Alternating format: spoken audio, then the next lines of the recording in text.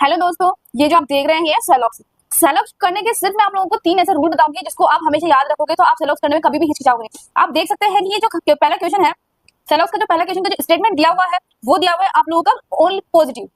इसमें नेगेटिव कहीं नहीं है। तो नेगेटिव कहीं नहीं है तो आप कंक्लूजन में नेगेटिव अगर देखते हैं तो उसको देखते ही गलत कर देना। उसका मतलब ये है कि हमारा 3rd नंबर का क्वेश्चन कंक्लूजन जो है वो गलत हो गया।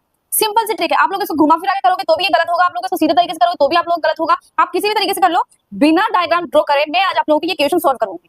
राइट, हम लोग कोई भी डायग्राम ड्रॉ नहीं करेंगे, सिर्फ आप लोग देखना कि हम बिना पेन पेपर उठाए हम लोग इसको कर सकते हैं। सेकंड, अगर हम लोग देखते हैं इसका रूल तो ये याद रखना कि ऑल के अंदर सब हमेशा पॉजिटिव रहता है। ऑल में सब हमेशा पॉजिटिव रहता है, बट कंडीशन होती है कि उन दोनों का कुछ रिलेशन हो। ऑल में सब में उन दोनों का कुछ रिलेशन हो। अब आप देखेंगे पहला कंक्लूजन पूछ रहा है सम पी आर टी, कुछ पी टी है तो पी का क्या टी से कोई संबंध है? नहीं, पी का सिर्फ एस तक संबंध है।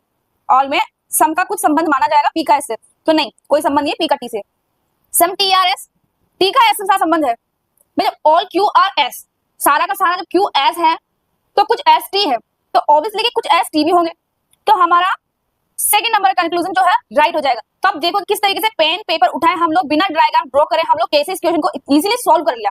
मतलब जहां स्टेटमेंट नेगेटिव दिया गया है वहां कंक्लूजन ऑलरेडी अगर पॉजिटिव दिया हुआ है तो हम उसको हमेशा गलत मानेंगे। ठीक है, थैंक यू। इस चैनल को अगर आप लोगों को ये ट्रिक अच्छी लगी हो तो आप लोग मेरे इस चैनल को सब्सक्राइब करिए, लाइक करिए, अपने दोस्तों के साथ शेयर मारिए।